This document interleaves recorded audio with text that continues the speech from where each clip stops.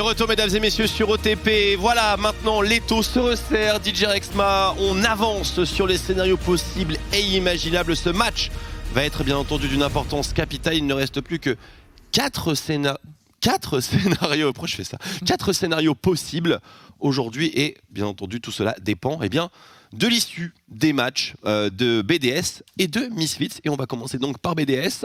Face à Solary, c'est certainement l'issue qui est la plus mystérieuse. Clairement, un match qui peut être très piégeux pour les BDS. On pourrait retomber vraiment bas dans le classement. Alors qu'on était vraiment en tête quasiment toutes les semaines jusqu'à maintenant. Donc il faut faire très attention. On a des K-Corp qui montent vraiment en force. Les 2 derniers matchs qu'ils nous ont montrés sont très convaincants. Bon, il y a eu la petite glissade easy, mais à part ça, c'était très très clean. On a notamment les Misfits qui ont l'air de montrer leur plus beau visage dernièrement. Et on enchaîne directement avec du target ban Bloorzor, 4 ban jungle dans ce début de draft. Carrément. Alors il manque quand même Lilia et Udyr qui sont plutôt importants dans la Jump and Pull jungle. Ce serait dommage de tout ban et de laisser ce duo open. Bon, Udyr s'il vous plaît. Allez, 6 ban jungle, c'est 100% validé. Du Udyr Skarner peut-être du côté de Solary. Ça va complètement first pick Skarner. Alors du coup les BDS, le mystère. J'avoue que peut-être le ban Skarner est plus efficace dans la position de BDS. T'as pas envie d'avoir une taxe QSS qui se met en place? Ça hésite.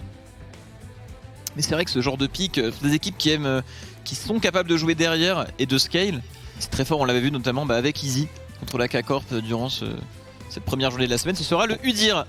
5 ban jungle, on se retrouve avec Udyr. Qu'allons-nous répondre en face à BDS? En général, quand on laisse un Udyr open, c'est une Lilia au moins qu'on veut récupérer derrière, mais elle a été ban en face. Donc je sais pas du tout comment on va rebondir de cette situation. On fait confiance à Bloorzor bien sûr. Ouverture en Séraphine peut-être pour les BDS. Mundo c'est une réponse honnête contre Udyr. Il l'a joué hier. Pourquoi pas? Et il a perdu. Oui. Et il était pas super satisfait de sa perf Bloorzor d'ailleurs.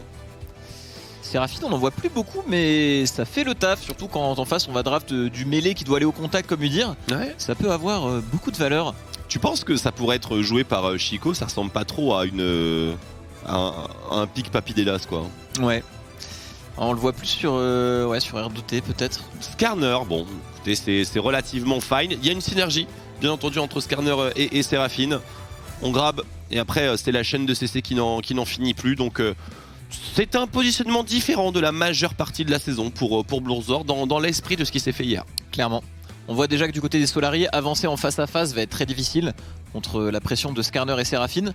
On va peut-être vouloir déployer un jeu un peu plus sur les sides, avoir de quoi flank. Ce sera très intéressant de voir ce que Solary va décider de pick au niveau des soul liners et de voir aussi ce que BDS va ban par rapport à ce dont Solary aura besoin dans cette game, par rapport à son Solary a besoin dans cette game, par rapport au pick Séraphine, au pick Skarner et le Jace qui n'a pas été ban. Oh, il est validé. Alors c'est pas une composition poke pour l'instant pour les BDS. Donc on va voir comment tout cela évolue. C'est peut-être joué potentiellement par Ice Visto. C'est vrai que le Jay Smith, j'ai du mal à voir l'intérêt immédiat. Par contre le Jhin Thresh, c'est de l'anti-Skarner là qui a été drafté, on est d'accord? Ouais. Dans le face à face, Séraphine Jace, on aura du Siege, on aura un bon Siege, c'est vrai. Un Skarner qui va vite aussi au passage. C'est vrai qu'avec parce que le gate plus ce machin. Bien vu, ça va aller très très vite. C'est vrai que la taxe QSS va pouvoir coûter cher. Il y aura la lanterne de Thresh, mais Skarner, Shentank, ça peut aller bien plus vite que l'animation d'une lanterne à certains moments. Donc même la floraison mortelle qui a, j'imagine, pour vocation de stopper net le Skarner lorsqu'il vient grab quelqu'un. Pour le coup, faut le toucher quoi. Il va falloir le toucher parce que même en marche arrière, il va super vite ce Scorpion. Bon, on regarde maintenant bien sûr les autres bans. La Xayah qui a été retirée pour assurer le wave control côté hasard. Je pense pas qu'on ait de pick particulièrement bien orienté wave clear. On a peut-être Caitlyn quand même, je sais pas si J-Link. J'aime beaucoup ce ban de la part des Solary. Il y en a peu des bans Xayah, mais le pick est tellement puissant actuellement. Le simple fait de ban le champion, même s'il n'est pas forcément super optimal pour la team adverse, c'est vraiment un risque en moins parce que avec une Xayah, il y a toujours vraiment cette opportunité de comeback dans la réaction. Le pick peut retourner une game s'il arrive à scale. Une menace qui ne fait que grandir et qui a aussi des arguments à faire valoir même en début de partie. Je trouve le pick extrêmement puissant. Je serais pas surpris de voir le champion avec 100% de présence au playoff, pourquoi pas. C'est très très bon avec Séraphine aussi. Le wave control que tu peux avoir avec le duo est juste colossal. Senna et bien sûr Xayah de retirer donc. J-Link poussé peut-être à nouveau sur ces champions de début de saison. Ce qu'on peut envisager. Alors la hache ne fonctionne traditionnellement pas bien contre Jhin. Ouais. Contre Thresh, un peu limité potentiellement le pic. Le Ion. Le Sion, il est pas mal ici. Hein. On a besoin d'un bloc en frontline. Et là, le regroupement des BDS va être si fort. Le bloc en frontline derrière la Séraphine. Comment tu fais hein? Comment tu fais tu n'as pas les armes pour venir à bout de ce Sion. Tu as un Jhin, un pauvre Jhin tout faiblard. Plot twist. Atrox. Très bien. Sion mid. Ouais. Why not hein. Et moi, ce que je vois, cher Twix, c'est 3 champions AD qui dépendent assez de leurs auto-attaques. Entre Sion Skarner déjà. Même si on a un... De retour la petite joke full AD Yon, je pense, de la part des Solari. On va bien évidemment se raviser. Il nous rappelle la soirée. Alors, c'est peut-être une Séraphine AD, hein, tout simplement. Je vois pas pourquoi on se prend la tête, en réalité. Ouais, c'est possible. Mais là, dans tous les cas, du côté de Solari, on peut vraiment manquer de dégâts. Si on se retrouve derrière, on a 3 champions qui se font très rapidement counter par l'armure. On met du temps sur Jhin avant de scale, avoir le Dominique, etc. Une Orianna qui n'est pas forcément une source fiable en termes de dégâts constants. Face à Skarner, Sion, buffé par une Séraphine. Attention à pas se retrouver derrière du côté des Solari. Et voilà, bien sûr, l'AD Carry avait déjà été sélectionné depuis le début de la draft. On va avoir un Nautilus pour Erdot. Et donc du coup ce Nautilus il fit bien sûr dans le match-up contre Thresh. On connaît bien sûr, Tréto nous a suffisamment bassiné avec ce genre de match-up. Mais pour le coup, moi ce qui m'intéresse beaucoup dans la composition BDS, c'est le nombre de CC qu'ils ont, les effets de contrôle, enfin, à part Jace, tout le monde en a à l'appel. Et je trouve ça beau. Parce que chaque personnage en a littéralement 2 minimum. Ouais. C'est fou. Je suis d'accord avec toi. Hein. J'aurais eu tendance à dire que du côté de Solari, comme argument à faire valoir, on a peut-être des placements sur la map avec un Udyr très rapide, un Atrox fort en side et aussi ce Thresh, lanterne, décale, etc. Même le Jhin, très long range au niveau de son assistance. Mais en face, mine de rien, on a un Sion qui peut drift sur la map. On a des pics qui sont durs vraiment à aller chercher avec la move speed que Jace et Séraphine peuvent octroyer à eux-mêmes et à leurs teammates. Donc, à voir. Qu'est-ce qu'ils sont tanky, les BDS, extrêmement tanky. 3 frontliners buffés par une Séraphine et par une gate de Jace pour la move speed. Ça a l'air d'être un gros morceau tout de même pour le Jhin de Haza, pour la Orianna de Scarlet, ou même finalement pour cet Atrox. Atrox qui est peut-être, tu me dis ce que t'en penses Marex, l'élément qui est le plus tranchant chez les Solari, celui qui a le meilleur match-up, celui qui a la meilleure situation. Ouais, s'il se retrouve devant et qu'on peut s'appuyer sur ce Atrox finalement pour aller chercher de la pression et la comme Raven et tout, ça peut être une bonne chose parce que, comme tu l'as dit, il y a vraiment que lui qui peut créer ça pour qu'il y ait un point de départ dans les décisions Solari. Donc ouais, je suis totalement d'accord avec toi, ce Atrox doit être devant dans cette partie. Absolument, on va voir si les Solari auront l'occasion de jouer autour du top side. C'est vrai que le combo Atrox-Udyr, c'est pas un Renekton Talia, c'est pas un Renekton Nidalee. Donc je me demande véritablement s'il y a des opportunités de jeu. N'hésitez pas, mesdames et messieurs, à investir vos croquettes. Maître croquettiste, où va votre voix? Où va ta voix? Par exemple, Marex, imagine là, tu as un énorme bol de croquettes là, et tu dois le miser là-dessus. Bah, je le donne à Carnage pour être sympa. Très très bonne réponse. Écoute, ne mouille pas sur aucun pronostic. Non, c'est juste, on allait tout droit, puis il y avait Carnage sur le côté, puis tu lui as mis un coup de coude et juste, je te félicite. Merci pour ça. Ça me met très très bien. Attention à Chico. On est dans le match, bien sûr, mesdames et messieurs, on observe les runes pendant qu'on regarde si Chico se fait surprendre sur ce level 1. Effectivement, pas mal de monde autour de cette mid lane. On voit qu'au niveau du chat, ça soutient beaucoup les Solari. Un amour qui se crée entre les fans Solari et K-Corp sur cette partie. Si tu soutiens les Solari, tu soutiens la Carmine. Donc c'est vrai qu'avec toute cette ambiance de classico à travers la saison, c'est pas le rendez-vous qu'on attendait. Mais la LFL se termine comme ça pour sa saison régulière de printemps. Je sens qu'il va y avoir des trucs sympas dans ce match Twix. Ça sent le gros match. Je sens qu'il y a un Sion qui va beaucoup rigoler dans cette game. Également. C'est fort possible. Il va bomber le torse. Et j'ai hâte de voir l'évolution de ce match-up Chico Scarlett. Parce que Jace, ça a tellement de puissance de feu sur les transits niveau 2, niveau 3, qu'une Orianna, elle ne peut pas se sentir bien. Au niveau de ce Jace, c'est important quand même d'être bien dans sa game. Si on se retrouve derrière du côté de BDS avec un Jace behind, niveau dégâts, Ça peut un petit peu peiner au niveau des fights, étant donné qu'on a une Séraphine ADC. Très bon trade de la part de Chico. Il gère très bien Chico ici. Maîtrise le Jace. Il a moins de consommables bien sûr, mais beaucoup plus de puissance offensive. Le one tap il peut passer parce que Jace c'est un pick extrêmement tricky. C'est qu'il ne gagne pas un skill par level dans ses 3 premiers, il en gagne 2. Donc c'est un gros problème. Ouais. C'est dès le niveau 1 qu'il essaie de mettre de la pression. Très bon dash, petit sweet spot qui va toucher. Très bon Elif, très bon.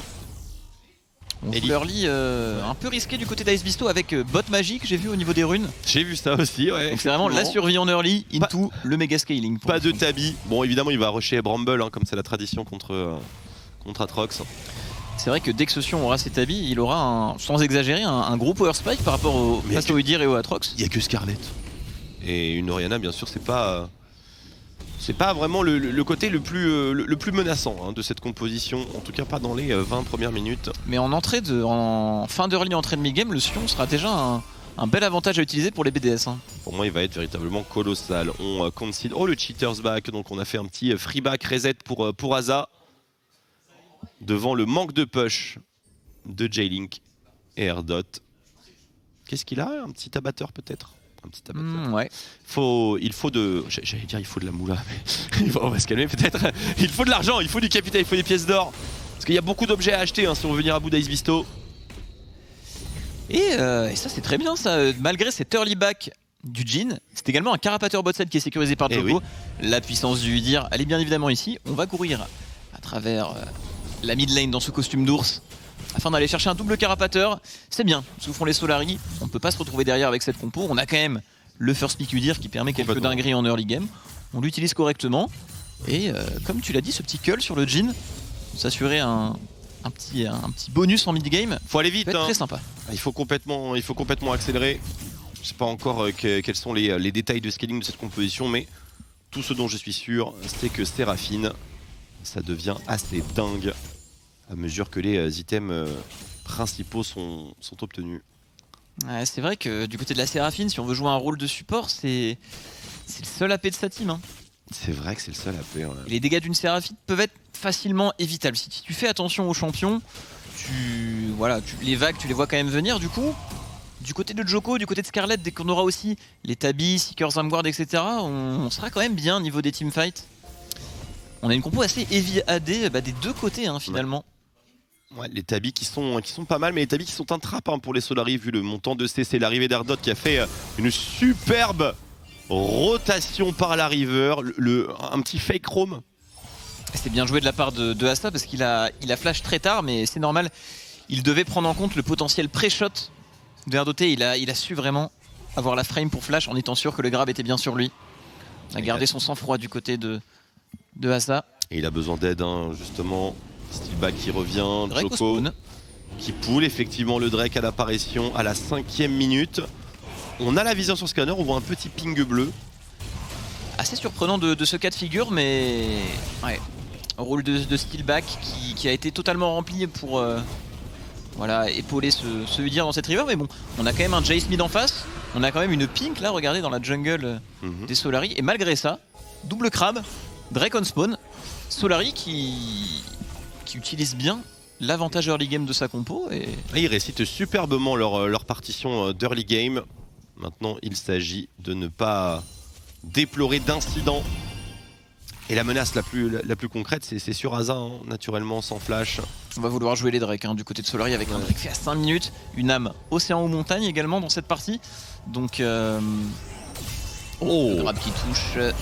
Attention, ça reste un Nautilus Bone Plating Aftershock. On ne va pas trop commit ici. Joli travail de la part de Steelback. Le niveau 6 de Blonzor, c'est automatiquement flash-in Aza. C'est bien ce que fait Solari là. On scale avec le cull, on évite. Oh, encore une fois ça touche, il n'y a plus de bot plating cette fois-ci. Le W qui touchera. Il y a une Séraphine pour répondre. Très difficile d'avancer dans ce pic là quand le grab touche le Nautilus. Oh, attention. Tombe nez à nez avec le Skarner sans shrine. Toutefois, Skarner qui est dans la sauce Shockwave en point blanc. Très flashy de la part du mid laner des Solari. Coup de batte infligé à Joko sans le moindre dégât. Ultition qui arrive, c'est le drive-by interrompu avec le torse pour Elif qui valide donc le carapateur pour son équipe. Ouais, assez surpris également du choix des Mercure du côté de Djoko. Il a pas les testés de la Séraphine certes, mais c'est quand même beaucoup de bump et knockback. C'est vrai, il y a des bumps, ouais. Le Sion c'est du bumping, le marteau de Jace aussi. Parce que la value des Tabi contre la compo BDS c'est quand même... Pour le stun de Skarner, je sais pas. Mais ouais non c'est pas ouf, je te rejoins. C'est vrai que j'aurais probablement fait des Mercure aussi, mais ce sont des bumps, donc ça ne marche pas. C'est de la Séraphine certes. Boum. Sion qui répond, hein. Bramble Vest. On a tout le kit pour tenir en lane, hein. Bramble, Cookie, Doran Shield. On a un retard de CS qui se voit tout de même, mais en soi, rien qu'un Sion ne soit pas capable d'ignorer.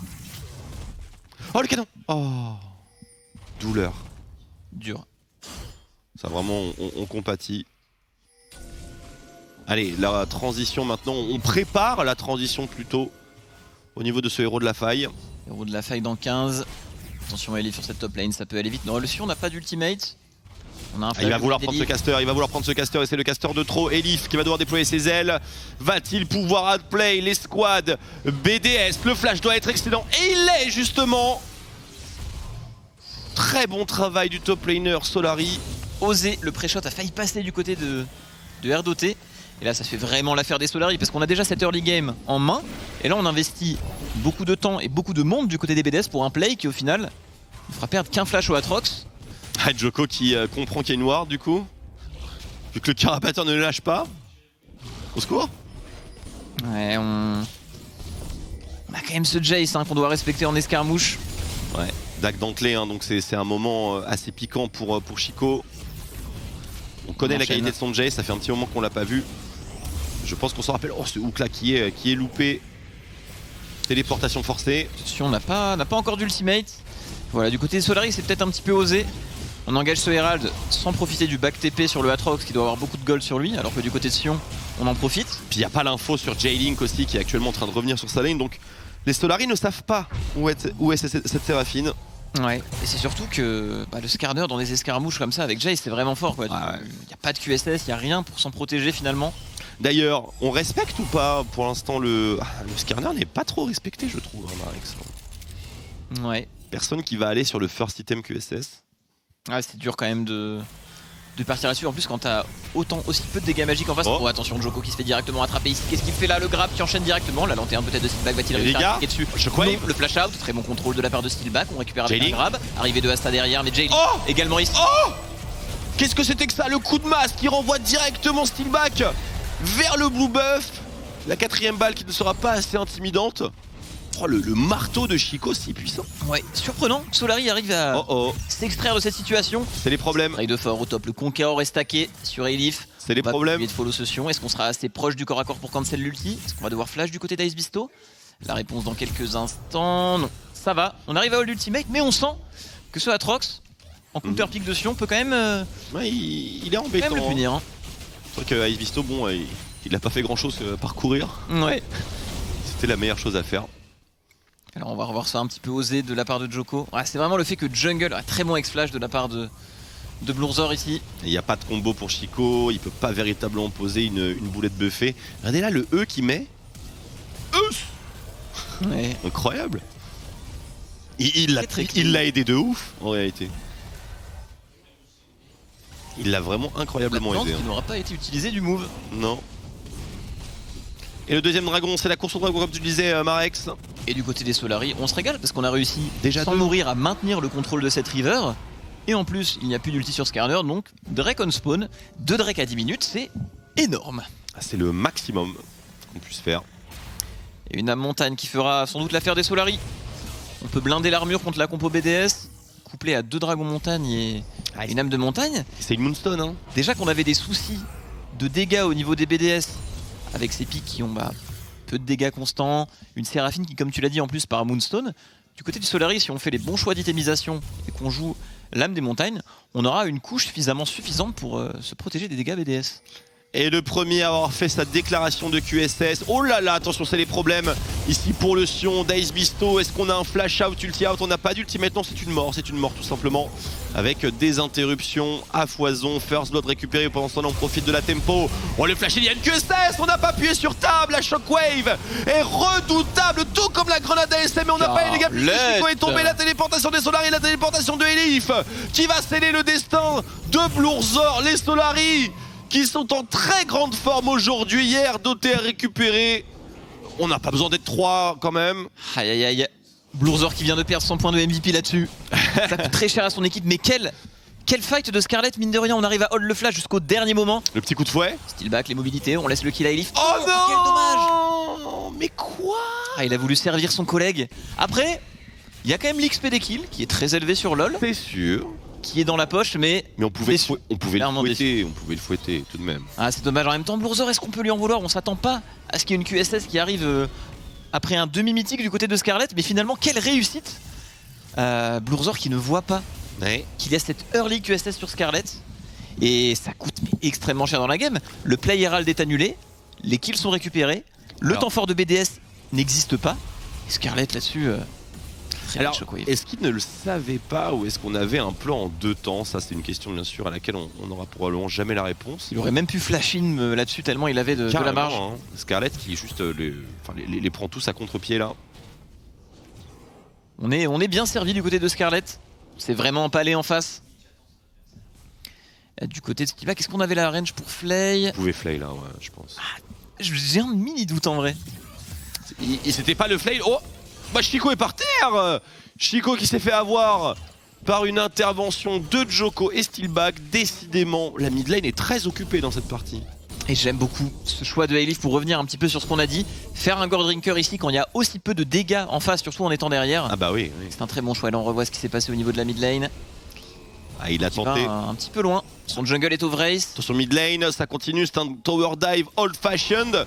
Et les Solari qui récupèrent une élimination de plus. Le jungler des BDS 5-0 à 14 minutes de jeu avec 2 Drake. Attends, mais c'est une dinguerie cette game. Bah, c'est surtout que la compo BDS, en étant derrière, n'aura jamais les dégâts pour comeback. En face, du côté de BDS, on n'a pas ce Victor, on n'a pas cette Xayah, on n'a pas ce Azir, on n'a rien en fait en étant derrière. Si en face on est intelligent au niveau de l'itemisation tanky et qu'on sécurise ces montagnes, il n'y aura plus aucune condition de comeback pour les BDS. En voilà une game intéressante. Et donc les scénarios bien sûr. Et on s'en rend compte, hein, du côté des Solari. Qui se précise. On a la QSS sur Scarlet, le Gore Drinker sur Elif. Il suffit plus d'une QSS sur le Jhin. Et en plus la QSS a quand même une assez bonne value étant donné qu'il y a les ultimates de Séraphine. Bien sûr, bien sûr. Elle a une double utilisation ici, donc elle est pas mal. C'est juste dommage qu'il n'y ait pas énormément de dégâts magiques en face, mais on est très bien du côté des Solari. Djoko sans CS sur son Udyr, la top lane on enchaîne. On a de l'avance sur ce Atrox qui a eu le first blood et un autre kill, et beaucoup de CS aussi. Ce match-up qui bascule complètement. On sent qu'on va avoir un Atrox de gala dans ce match. Et que pour le coup c'est la seule puissance offensive dont on a besoin. On noterait également le farm scandaleux de Scarlet qui met la piquette dans cette game, vraiment. 165 à 15 minutes, 2-0-2. Il bloque totalement Chico ici, une shockwave qui va partir. Voilà. Il fait du bon travail Scarlet. Surprenant vraiment de l'efficacité de la compo Solari en early game. Je m'attendais pas à ce qu'il fasse autant. Il y a eu des ratés du côté de BDS, mais il la joue vraiment très très bien. Un peu à l'image de leur game Day 1 de cette semaine contre MCES. Un early très très clean. Oh, le 3ème dragon donc.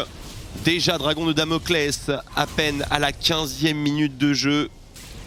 Attention, on a perdu quelques points de vie du côté de Scarlet. On est prêt. Du côté des BDS, Elif qui peut se faire ramener par le Skarner, c'est très délicat. Un flash out qui est forcé. Il n'y a pas de flash sur ce Skarner. Ça fait vraiment l'affaire des Solari. Très belle ulti de Sion qui va tanker le grab. On se fait contrôler du côté des livres, on se fait neutraliser. On est très bien paqué. C'est tout ce que veut une compo Séraphine pour les BDS. On est bien paqué. On arrive à abattre le Atrox et on est totalement pas de shockwave, les amis. Pas de shockwave. Pourquoi les Solari décident-ils d'engager un teamfight frontal comme tu l'as dit face à Séraphine alors que l'onde de choc de Scarlet est en cooldown? Pas de menace, les BDS qui jouent libérés sur ce fight et donc interrompent La folie des dragons. Cette game prend une autre tournure, devient jouable maintenant pour les BDS. Il fallait qu'ils gagnent ce fight, ils étaient regroupés avec leur composition, ont réussi un peu à défendre cette vision dans la river. Et ce Sion qui peut faire un énorme travail dans la... Et puis là on voit qu'on a beau avoir beaucoup d'avance sur le Atrox, s'il se fait contrôler par Sion et Skarner, eh bien son avance ne sert à rien. Il y a une Shockwave, c'est pas le même fight ici. Regarde comme ils sont paqués. Imagine la Shockwave ici. Ouais, ça aurait été... Elle aurait été insane. Là, c'est une 5-man Shockwave et rien d'autre. Ça aurait été la Shockwave. Et là forcément quand il n'y a pas cette menace, qu'est-ce que tu crains avec 3 Golgoth et une Séraphine? Bah rien du tout. Tu traces droit devant. Bon, au moins les Solari ne perdent pas totalement la tempo, le héros de la faille numéro 2 est en leur possession. Faudra attendre un peu plus de temps pour obtenir cette âme des montagnes. Point positif, la map reste ouverte pour les Solari. On a des options avec cet Herald et surtout les 2 kills, notamment l'interruption sur la Orianna, sont allés sur le Skarner. C'est vrai, dommage. Donc voilà, quelques points positifs dans la tempête. On a toujours la game en main. Et la mid lane. Est-ce qu'on va avoir besoin d'Herald? Même pas, on a un démolish sur le Thresh qui va proc. Attention, Burzor qui se glisse sur le côté. C'est récupéré. Ça fait l'affaire des Solari. Avoir une map ouverte, pouvoir voir de plus loin les faits et mouvements du Skarner, ça peut vraiment aider. Éviter de se faire catch. Par contre, je dois avouer que je m'inquiète un petit peu pour le DPS contre les cibles tanky, parce que cette tempête de Luden de Scarlet ne me semble pas être le choix le plus adapté à cette partie. La move speed est intéressante, on l'imagine bien. Le côté burst dans le 1v1 contre Jace, pourquoi pas. Mais concernant Skarner, Nautilus, Sion, ça va être un sacré chantier. Je suis vraiment surpris du choix des Mercure sur les tanks Solari. Sachant que si tu dois faire une QSS dans cette game, elle va te donner le petit surplus d'MR dont tu as besoin. Elle va te donner vraiment l'anti-CC réel. C'est Séraphine qui les embête, a priori. Aza, l'encre d'Erdoté qui ne partira pas. Par contre, pas mal de points de vie qui se sont envolés quant à eux. 2 minutes 40 pour à nouveau jouer. Les tirs qui se stackent aussi du côté BDS. Bon, attention, Elif qui se retrouve un petit peu esselé ici, on ne possède toujours pas de QSS. Une lanterne. On décide d'utiliser leur lanterne de manière agressive. Elif qui va réussir à turn mais qui va se faire one shot. Le Gordringer n'aura pas le temps de pop, on est encore regroupé du côté des BDS. La grenade ASM qui va attraper Steelback. Va-t-il tomber? Il se fait stun par la Séraphine. Un heal pour le sauver? Non. Séraphine et les soins. Ça marche à merveille pour les BDS qui trouvent enfin une ouverture dans ce match. Le rappel de rideau qui va être tanké vraiment sans suer une seule goutte. T1 bot récupéré. Les BDS sont vivants dans ce match, Marex. Trop facile pour les BDS, il y a beau avoir de l'avance du côté des Solari. Si tu te fais contrôler en boucle par Skarner et Séraphine, en avance tes dégâts ne servent à rien. Les CC sur League of Legends ne sont pas touchés par l'avance ou le retard, ils sont toujours là. Et quand on arrive à se regrouper du côté de BDS et à avoir ce genre de fight vraiment gratuit, aucune réponse possible du côté des Solari malheureusement. Est-ce qu'on peut avoir un teamfight Solari avec Scarlett? C'est une bête, c'est un animal. Et pourtant, il est en mission side lane pour une raison obscure. Alors que les BDS très clairement exploitent l'absence du mid laner à 2 reprises. C'était maintenant plus la même game. 4 QSS, des Mercure, on stack de la RM contre Sion, Skarner, Jace. Jace qui en plus part sur un but de létalité, donc il va vraiment faire très très mal en teamfight. Et c'est une... Il est où Chips? Dehors. Dehors tout de suite. Dehors. Pas possible. Quel cauchemar. Bon. Cher Marex, c'est clairement pas la tournure à laquelle je m'attendais dans ce match. Ouais, du côté des BDS, joli comeback, parce que franchement leur league game était clairement à l'avantage des Solari, mais BDS a eu ces opportunités de teamfight, vraiment le point fort de leur composition en mid-game. On n'a pas su mettre assez de pression en side, jouer suffisamment bien la map, peut-être du côté de Solari, je sais pas. Peut-être qu'on aurait dû laisser ce Drake, mais c'est vrai que c'est une décision très dure à prendre quand tu es autant devant. Mais les BDS qui ont compris qu'ils devaient se regrouper. Complètement, et clairement. Qui se font nullement punir à sur cet exercice. Pardon. Parce que les carry Solari, ils ont des pics qui ont vraiment besoin d'items pour faire des dégâts. Avec Orianna et Jhin, surtout quand il est ralenti par l'achat d'une QSS, c'est en vrai, là, Aibo, il il est dans le match, hein, très clairement. Bon, il a souffert, ça va sans dire. Mais il est présent du bon côté. En face à face, on a mis Chico pour gérer le match-up Elif. Chico, très clairement, il a beaucoup plus à proposer qu'un Sion. Alors, R2T, Joko qui va en Getchki. Chico qui se fait intercepter, le hook, la floraison mortelle, très belle shockwave dans la backline. Chico qui tente de se repositionner, mais ça ne passera pas du tout. Et ça y est, les Solari ont trouvé l'ouverture sur la mid lane. Les BDS n'étaient pas suffisamment regroupés, en tout cas pas dans le bon format backline, frontline qui protège. Très bon timing de fight engagé par Joko ici. Excellent. On se dirige vers le Nash. On va du coup laisser un deuxième Drake montagne au BDS. Un choix qu'il faut assumer, mine de rien. On aurait pu avoir 3 Drake à 20 minutes. On décide de prendre le Nashor. Il faudra bien l'utiliser du côté des Solari, mais bien l'utiliser, il pourrait clairement emballer le match. Et on a bien entendu vite accéléré. Ça va être un push mid-top a priori pour les Solari. BDS pourrait bien encaisser ce Baron Nashor finalement. Si on arrive à prendre tous ces wave bots du côté du Sion, on prend cette wave mid, on peut tenir je pense. Avec Jace et Seraphine, il y a moyen de repousser les ennemis. Il n'y a pas la frontline. Et forcément, c'est beaucoup plus facile. Très bonne shockwave encore une fois de Scarlet. Alors on a très bien joué le fight là du côté de Solari. Ils n'ont pas laissé les ennemis se regrouper et aller de l'avant. Et contre ce genre de champion. Ça dépend vraiment de ça les teamfights. C'est vraiment celui qui arrivera à les initier en premier et à surprendre l'autre aura sans doute l'avantage. Et bien voilà des bonnes nouvelles pour les Solari. Solari, Carmine, hein, c'est un petit peu les deux mêmes équipes dans ce match. Très bien ça qui arrive à tenir cette wave sans se faire attraper en 1v4 ici.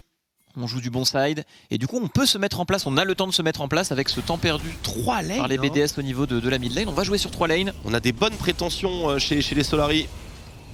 Attention à ne pas se faire surprendre. Regardez Elif qui... il envoie avec sa poigne. Elif qui est très prudent. Qui lui manque des informations sur certains joueurs.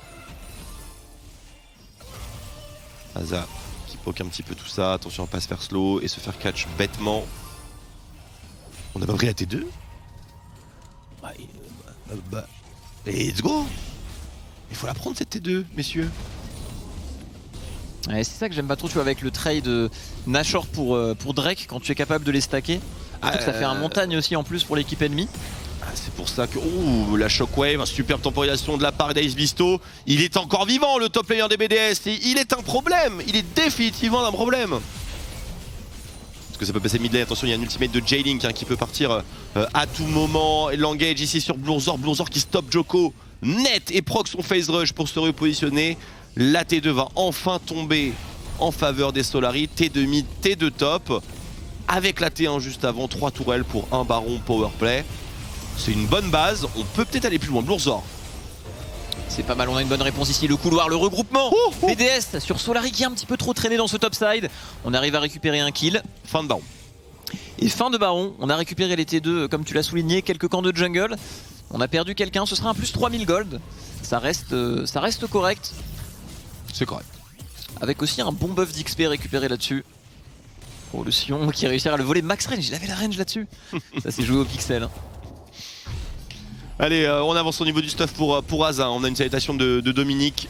Donc ce Sion, au lieu de mettre 45 minutes à l'abattre, on en mettra 25. Surtout qu'on a... combien de balles il lui faut? Il faut combien de balles?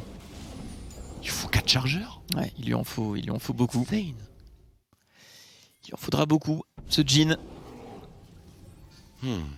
Et du coup, du côté des BDS, on a vraiment tout le temps qu'on voulait. Le stacking des Drake est interrompu. On a le Moonstaff en intégralité, donc la Moonstone et le bâton du flow. Bâton des flows. C'est vrai que là, BDS spike très fort. On a l'item à tir qui est stacké sur Chico. Comme tu l'as dit, le combo Moonstaff. Un Sion qui fait le taf en mid-game. Et les Solari qui sont ralentis par l'attaque QSS. Mais c'est The Boss. C'est pas The Boss. Il lui met quand même des dégâts hein, pour un Sion full tank.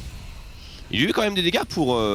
Après on a stacké la magique résiste sur le Udyr. On a l'air de partir vers un... Ça ne passera pas sur cette lane. Ça ne passera clairement pas sur la lane du Sion. Attention, duel. Duel qui est directement FF hein, pour Chico. qui a priori connaissait l'issue avant même que la bataille commence. On va commencer à envoyer un petit peu du côté de Asa. On a récupéré le Dominique. Et que ce Jhin aura 3 items, il faudra quand même faire attention. Quelques balles perdues pour les carries pourraient surprendre les BDS. Il va falloir le protéger. Ce Jhin. Est-ce qu'il n'y a pas une odeur de comeback dans ce match clairement. Alex, hein. Masque abyssal pour Aibo.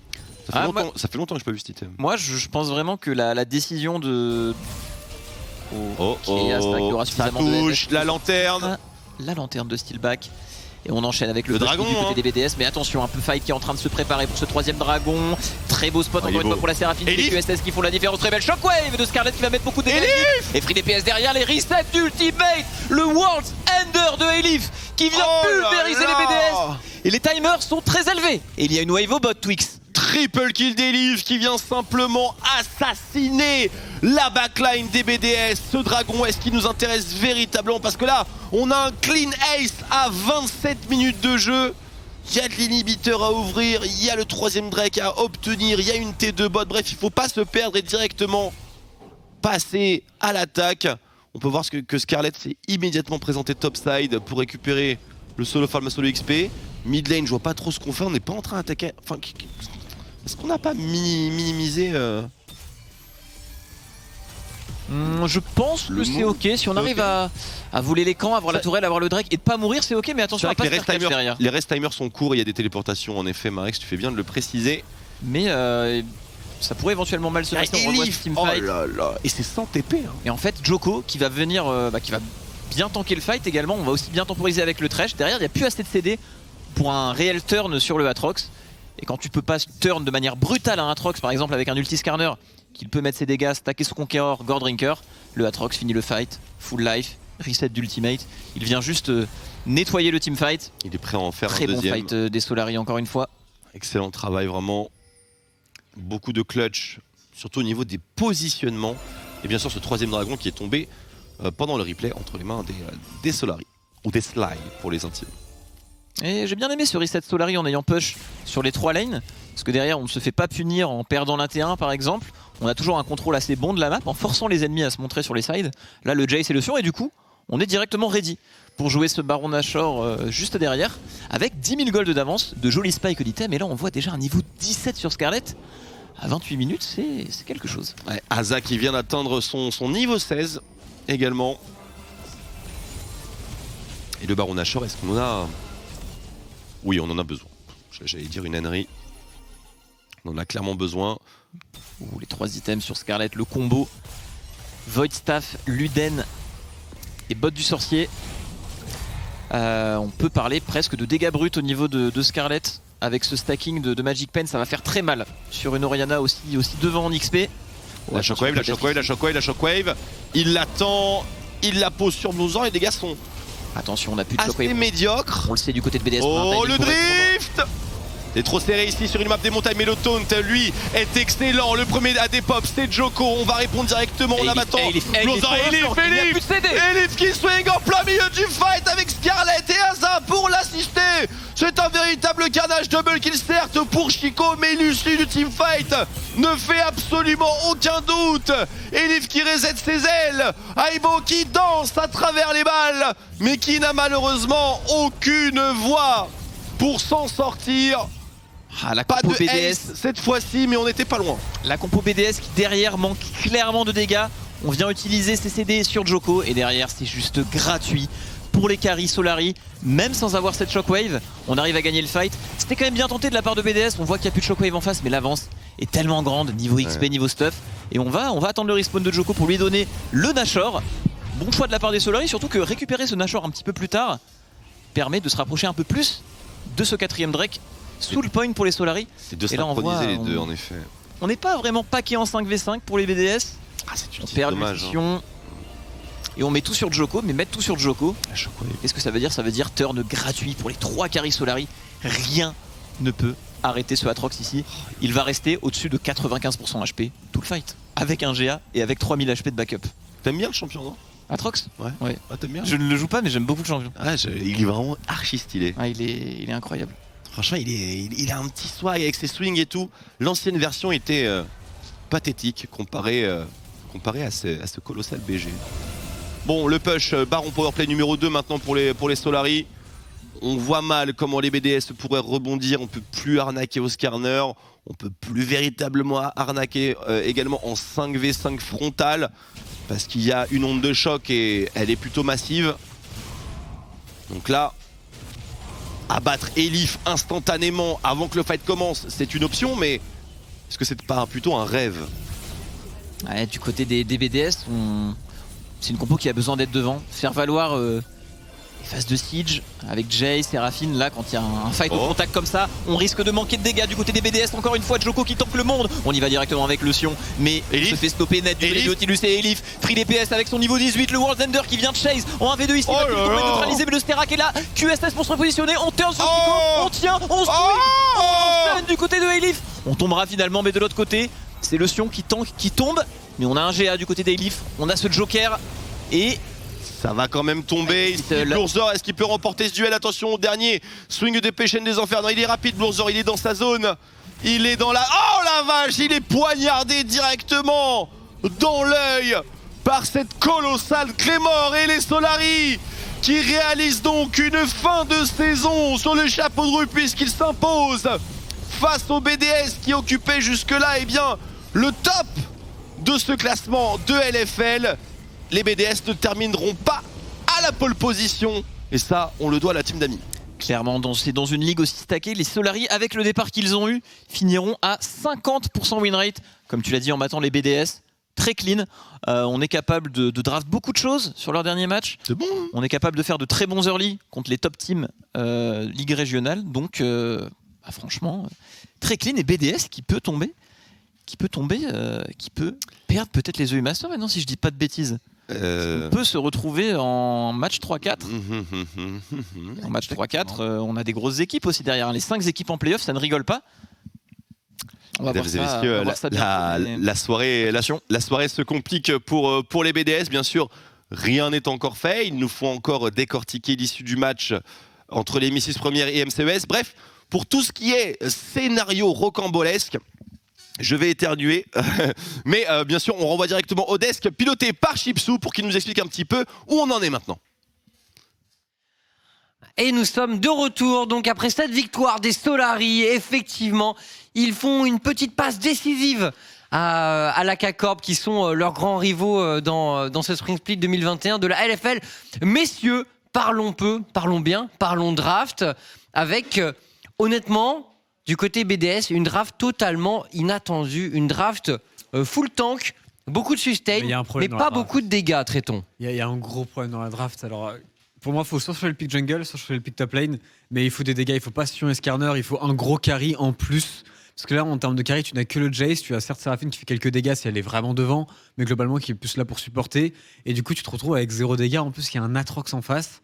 Il y a un Udyr à partir de là. Franchement, la game, déjà, la draft, elle est super difficile pour BDS. Roba, t'avais pas 100% le même avis? En fait, moi, je pensais qu'ils pouvaient quand même faire des choses dans la game. Bon, à partir du moment où il y avait les 4 QSS, c'était un peu terminé. Mais je pense que le plus gros problème de la draft, c'est le fait d'avoir blind Sion, alors qu'on pouvait pick le sup et last pick top et donner un carry à Ibo. En vrai, on aurait forcé le blind pick en face. Et Leaf, en plus, c'est un joueur qui joue... plus des temps, enfin quand il va être en blind, tout ça, on a vu des Poppy, on a vu des trucs comme ça. Oui, Shen aussi. Ils auraient pu jouer un carry top en counter sur Ibo, qui est plutôt en forme en ce moment, top 8 solo queue, ils font des bons matchs en compète. Et après derrière, ils ont pas de dégâts quoi. Ils ont pas. En fait, c'est surtout une fois qu'ils ont payé la taxe QSS. Ce play là de Scarlett, une fois qu'il a payé la QSS justement très très tôt, il arrive à faire un 1 contre 3 sous la tourelle, il s'en sort super bien. À part ça, la game elle est tellement dure. Je pense qu'ils avaient même pas fait attention qu'il avait la QSS sur ce play, tu vois. Le truc c'est que une fois qu'ils avaient payé taxe QSS, tu fais des dégâts équipe, parce que c'est bien d'avoir un Jace, mais bon, t'as Seraphine qui joue Moonstone en plus, il a pas joué avec je sais pas un Liandry ou un truc ici, ils ont pas de dégâts. Donc le Skarner sert à rien avec les 4 QSS. T'as un top full tank, un support full tank et un... On a vu quand même les moments où la QSS chez Leaf, elle a mis du temps à apparaître la QSS chez Leaf, alors que c'était sans doute le champion qui mettait le plus échec et mat les BDS. Oui. On voit par exemple ici, il a pas joué Tréton. Là, il peut absolument rien faire quand il a pas de QSS. L'enchaînement de CC, s'il y a bien quelque chose dans la composition BDS, c'est les CC. Ils ont été très bien enchaînés ici. Mais dans la globalité, Solari a aussi très bien joué de leur côté. Il y a eu de bons du côté de Steelback. Une superbe game de Scarlett et de Elif. Ils ont réussi à trouver le snowball, ils ont réussi à trouver les bons fights. Et à partir de là, ils ont gagné. Ils ont gagné pour la Karmine Corps, qui est quand même, en termes d'histoire, assez marrant. C'est la passe décisive dont je parlais. Du coup, messieurs, le bilan de tout ça, c'est tout de même que la K-Corp est officiellement qualifiée pour les European Masters. Oui. Et Tréton. Il y a un petit modulo où, tu sais, s'ils perdent leur premier match directement, ils sont 3e et du coup, ils sont en play-in d'European. Non, mais ils Masters. sont en European Masters dans tous les cas. Oui, ils sont en play-in, quoi, au minimum. Dans tous les cas, ils participent à la compétition.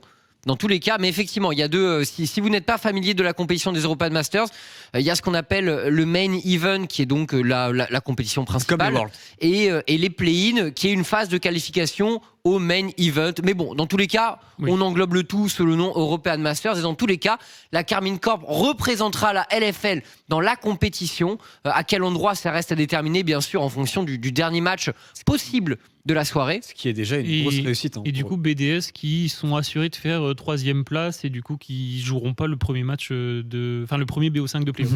Ça va. Oui, tout à fait. Mais du coup, pour la suite de la soirée, bon, il nous reste un match de toute façon de la saison régulière. C'est le MCES contre Misfits première. Bon, parlons du MVP d'ailleurs, messieurs, avant de faire le point, bien sûr, sur la situation à ce niveau. Le MVP, Scarlett, traitons. Je t'ai vu apprécier ses shockwaves. Il a fait à chaque fois de super shockwaves. C'est lui qui a démarré les plays pour les Solaris. C'est surtout lui qui a résisté au dive sous la T1. Il a vraiment super bien joué le coup. On le voit en termes de dégâts et de kill participation. Pour moi, c'était le meilleur joueur de Solari. Et mention très honorable à Elif. Même si la QSS a mis un peu de temps à arriver et on s'est fait un peu catch. Mais bon, son champion de toute façon était absolument injouable au bout d'un moment pour les BDS. Donc Scarlett, MVP. Et donc oui, la question, messieurs, c'est qui va remporter le prochain match entre MCES et Misfits première? Parce que dans tous les cas, on aura un tie-break. Ouais. Et la question, c'est de savoir si le tie-break se joue pour la première place. Parce que si jamais MCES gagne le prochain match, la K-Corp est assurée d'être dans le main event et donc première de la saison régulière et en grande finale de la LFL Spring Split. Ouais. Et du coup, si Misfit gagne, on jouera le tie-break pour la première place avec Karmine. Et en plus, en vue de l'état de forme de la Karmine et de l'état de forme des Misfits première, personnellement, j'avoue que j'aimerais bien voir le match dès ce soir. Ça va être intéressant, on est d'accord, mais tout ça, ce sera après le dernier match de la soirée.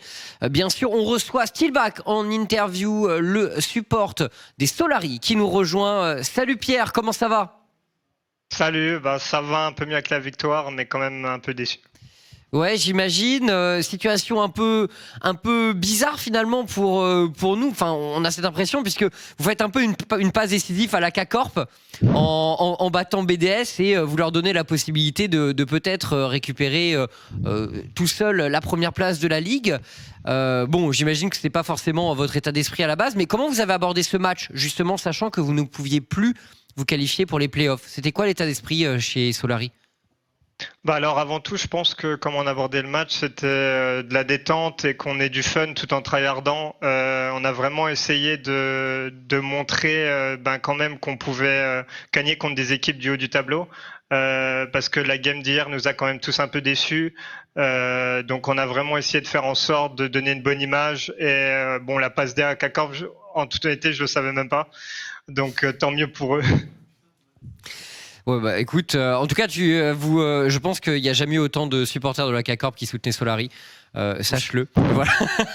Clairement, pour la petite histoire. Il y en a eu beaucoup. Pour rester juste un petit peu sur cette game, toi, qu'est-ce que tu as pensé de la draft et surtout de la draft de BDS? Nous, de notre côté, on trouvait que ça manquait vachement de dégâts. Est-ce que vous, déjà, en Champ Select, vous étiez très très confiant par rapport à la partie qui allait se jouer? Alors oui, j'ai trouvé que leur draft manquait de dégâts, mais le problème en fait c'était que pour eux, ils doivent vraiment jouer en 5-man et venir et contester les objectifs et tout ça. Mais je pense que ça peut marcher avant les QSS. Mais une fois qu'on a les QSS, ils n'ont pas vraiment d'engage, surtout que moi j'ai la lanterne derrière. En plus, à travers nos pics, on a réussi à avoir la prio early et à snowball vraiment les crabes, les drakes et la position. On avait toujours la position avant eux sur les objectifs. Donc je pense que leur compo était plus compliqué à mettre en place. Mais pour ça, ils auraient dû snowball, je pense, le deuxième drake. Très bien. Et maintenant, pour revenir un peu plus sur la saison, toi, quel en est le bilan, que ce soit personnel ou pour l'équipe du côté de Solari? En toute honnêteté, ça a été une saison un peu bizarre parce qu'on a commencé en 1-5, ensuite on a réussi à tout remonter et vraiment la week où on aurait dû tout gagner, on a malheureusement fait un 0-2. Donc c'est un peu un roller coaster. Je suis quand même content qu'on ait réussi à remonter parce qu'on avait très mal commencé, on a eu beaucoup d'opportunités pour quand même passer en play-off. Je pense que le focus pour la prochaine saison, ça va être vraiment la régularité. Et de faire en sorte de manager cette pression qu'on n'a pas forcément réussi à manager au moment charnière. Et justement, est-ce que tu penses que maintenant, votre équipe est plutôt installée en termes de dynamique, de processus et finalement, tout ça ne vous a servi que de rampe de lancement pour le Summer Split. Bien sûr, vous auriez aimé disputer les playoffs du Spring, mais est-ce que tu penses que vous allez être rodé pour le Summer et que le résultat devrait être meilleur de votre côté ? Alors en toute honnêteté, oui, je pense qu'on s'est amélioré énormément, qu'on se comprend plus tous ensemble, qu'on arrive à avoir du fun, on arrive à tryhard aussi. Au début, on avait beaucoup de mal à associer les deux et là, je trouve qu'il y a vraiment une bonne entente. Maintenant, il manque vraiment plus que cette question de gérer la pression dans les games officiels parce qu'en scrim, on gagne vraiment tous nos scrims assez facilement. Donc, quand on aura cette confiance qui sera installée, vous allez voir le vrai Solary et j'attends que ça. Et je pense que le deuxième split, en toute honnêteté, va être un très bon split pour nous. Très bien, Steelback. Et du coup, en attendant le deuxième split, c'est quoi le programme de ton côté ? Déjà là je vais chill un petit peu. Je crois que là on a à peu près 2 mois et demi, donc on va sûrement prendre une pause histoire de vraiment se reposer et ensuite on va reprendre le tryhard avant, je pense, bien avant la LFL, faire un petit bootcamp, c'est le but et de faire en sorte qu'on arrive prêt pour le deuxième split et qu'il n'y ait pas de regret quoi. Petite question par rapport à la compétition qui va continuer de se poursuivre ce soir. Bon, en partant du principe que Misfit l'emporte contre MCES, qui, de ton point de vue, est l'équipe la plus forte actuellement entre Misfit et la Karmine Corp ? Je dirais que la K-Corp sont très bons, mais pour moi, ils sont un peu irréguliers. Ça dépend, à mon avis, beaucoup des performances d'Adam, alors que la Misfit, je les trouve plus consistants et plus solides. Donc, si la K-Corp arrive à avoir un bon jour, je pense qu'ils peuvent gagner Misfit. Mais Misfit ont quand même cette régularité qui fait peur et vraiment une macro qui est bien en place. Dernière petite question pour toi, Pierre. Est-ce qu'on te retrouve en stream dans l'off-season ? Parce que je sais que c'est un truc que tu fais quand même de temps en temps. Tu fais YouTube aussi. Ouais, je fais un peu de YouTube aussi. Je m'y suis mis, j'essaie d'être youtubeur. Non, mais je vais essayer de stream, je vais essayer de tryhard, je vais essayer de communiquer le plus avec les fans qui ont été vraiment géniaux avec nous, même dans la défaite. Donc, vous allez me voir dessus en stream et merci pour le soutien. Très bien, Pierre. Écoute, merci beaucoup pour cette interview. Félicitations pour cette dernière victoire et on espère vous revoir encore plus fort pour le Summer Split et les playoffs. Les playoffs, pour le coup, on l'espère tous. Bonne soirée à toi et profite bien de l'intersaison. Merci. Salut les gars. Salut. Donc voilà, c'était Steelback. Fin de la saison du côté de Solary, mais on finit sur une bonne note, messieurs. Ouais, après je pense qu'ils sont quand même déçus parce que oui, ça se sent. S'ils avaient gagné hier, c'est ça ? S'ils avaient gagné hier, il y aurait Après, non, je crois que ce Vita ont gagné leurs 2 games. En tous les cas, ils pouvaient pas, il me semble. Dans tous les cas, ils pouvaient pas parce qu'il y a 2 games d'écart, en effet. Donc c'était pas entre leurs mains, mais quand même. Non, mais comme il dit, c'est la semaine d'avance. C'est la semaine où ils font 0-2. C'est la semaine où c'est la semaine 7. Si c'est dommage parce qu'ils étaient quand même bien revenus, ils étaient sur une bonne dynamique et tout. Ça se joue pas à grand chose. Après, bon, ils ont dit, comme il a dit. Il y a le prochain split, ils sont sur une bonne dynamique de fin. Petite pause, on revient, reset mental. Il n'y a pas de raison. Les seconds splits, ils peuvent faire des choses. Donc voilà. Ouais, on verra. Honnêtement, il y a de bonnes choses qui ont vraiment été montrées du côté des Solary. Donc on attend avec impatience de voir le visage de l'équipe évoluer pour la deuxième partie de l'année. C'est tout pour le débrief de ce match. On se retrouve pour le dernier match de la saison régulière entre MCES et Misfits Première. On aura dans tous les cas un match supplémentaire en tie-break, quel que soit le résultat de cette rencontre. On se laisse et on se retrouve d'ici quelques minutes sur OTP LOL. À tout de suite.